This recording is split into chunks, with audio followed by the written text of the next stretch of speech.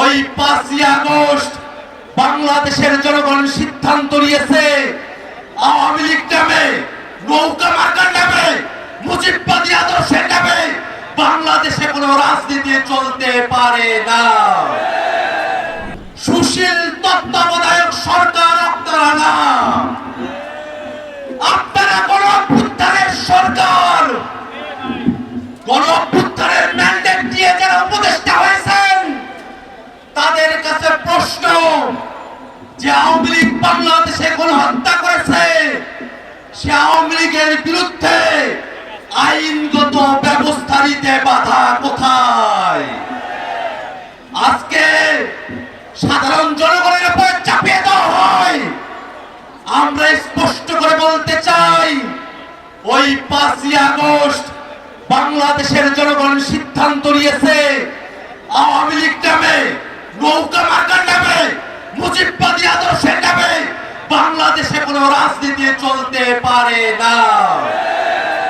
বন্ধুগণ আমার, এখনো পর্যন্ত আওয়ামী লীগের নিবন্ধন আছে। আমরা হুঁশিয়ারি দিয়ে বলতে চাই যে আওয়ামী লীগ বাংলাদেশে সন্ত্রাস করেছে। আওয়ামী লীগের নাম নির্বাচনের নিবন্ধনের খাতা থেকে কেটে সন্ত্রাসীদের খাতায় উল্লেখ করতে হবে। বন্ধুগণ আমার, বাংলাদেশে যতদিন পর্যন্ত জুলাই প্রজন্ম বেঁচে আছে ততদিন পর্যন্ত বাংলাদেশে আওয়ামী লীগকে আমরা 1 সেকেন্ডের জন্য প্রাসঙ্গিক হতে দেব না।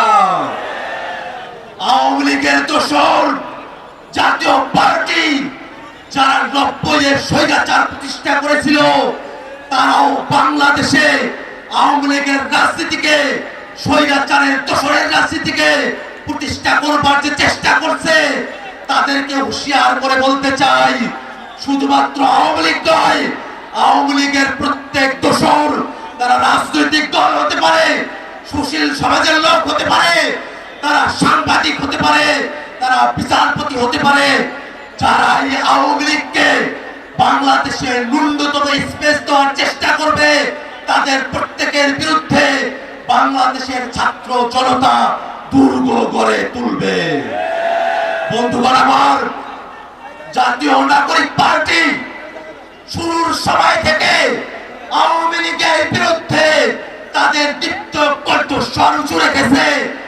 দীর্ঘ সময় ধরে বাংলাদেশে যারা ফ্যাসিবাদ বিরোধী রাজনীতি করেছেন, ফ্যাসিবাদের চাটা করে পিষ্ট হয়েছেন, ফ্যাসিবাদের বিরুদ্ধে যাদেরকে নিয়ে জুলাইতে আমাদের ঐক্য হয়েছিল, আমরা আমাদের প্রত্যেক শরীরকে জানাতে চাই, আওয়ামী লীগের বিরুদ্ধে, আওয়ামী লীগকে নিষিদ্ধের প্রশ্নে এই দায় শুধুমাত্র জাতীয় নাগরিক পার্টি এনসিপি নয়, এই দায় বিএনপির, এই দায় জামাতের, এই দায় ইসলামী আন্দোলনের, এই দায় গণ অধিকার, গণসংহতি সহ বাংলাদেশে ফ্যাসিবাদ বিরোধী প্রত্যেকটা পক্ষের।